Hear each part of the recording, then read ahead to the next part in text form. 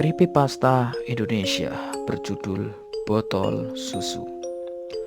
Suatu senja, seorang pemilik toko baru saja hendak menutup kedainya ketika ia menyadari seorang masih berada di dalam. Seorang wanita muda berkulit pucat dengan pakaiannya yang lusuh. Ia berdiri di pojok dan tampaknya menunggu sang pemilik toko untuk mengetahui keberadaannya. Ia pun bertanya pada wanita muda tersebut, apa yang dapat dia lakukan. Si wanita enggan menatap dan hanya diam membisu. Kemudian melangkah ke meja kasir. Ia mengangkat lengannya dan menunjukkan ke arah kulkas di mana sang pemilik toko menyimpan beberapa botol susu.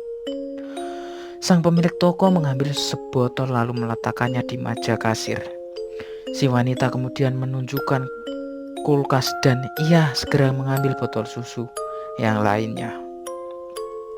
Tiba-tiba sang pemilik toko mendengar sesuatu terjatuh dari rak di belakangnya.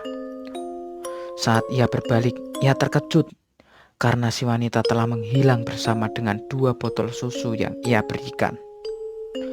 Dia memeriksa seluruh penjuru kedai, namun tak mendapati tanda-tanda wanita misterius tadi. Hari berikutnya, pada saat jam tutup toko, wanita muda berpakaian lusuh muncul kembali entah dari mana. Berdiri di depan kasir menunjuk kulkas. Kali ini bersama 2 botol susu yang telah kosong di atas meja.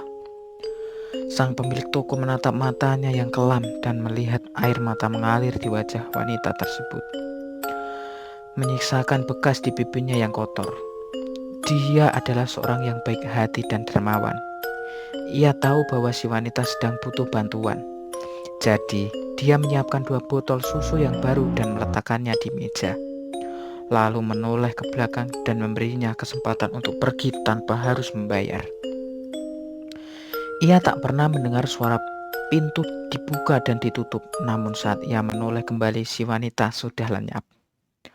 Pada hari ketiga, si pemilik toko bertekad untuk memberitahu siapa wanita itu sebenarnya dan apa kesulitan yang dialaminya. Ia ingin memberi suami wanita tersebut pekerjaan ringan seperti membersihkan kedai atau membereskan rak-raknya.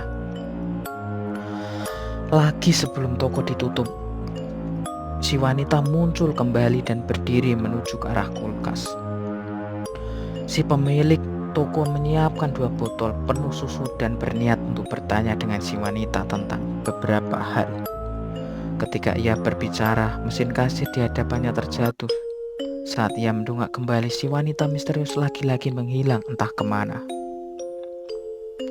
Kali ini dia tidak menyerah. Setelah mengunci pintu kedainya, ia berjalan keluar dan melihat sekilas wanita tersebut sedang berbelok menuju jalan sepi.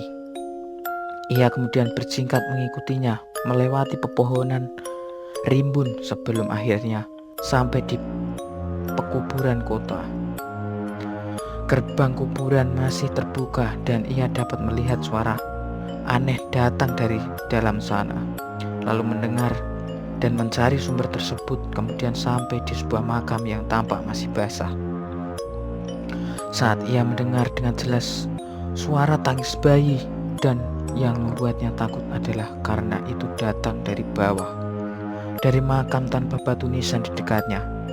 Tangisan tersebut terdengar makin nyaring dan nyaring. Ia mengambil sekop lalu memulai menggali, dan tak lama ia menemukan peti kayu. Ia berlutut dan membuka peti tersebut. Terbaring di sana sosok mayat wanita muda, wanita yang sama yang mengunjungi di kedainya tempo hari. Kulitnya telah membiru dan matanya menutup rapat dengan seorang bayi dalam dekapannya. Kedinginan dan kelaparan, namun masih hidup, beserta 2 botol susu yang telah kosong di sisinya.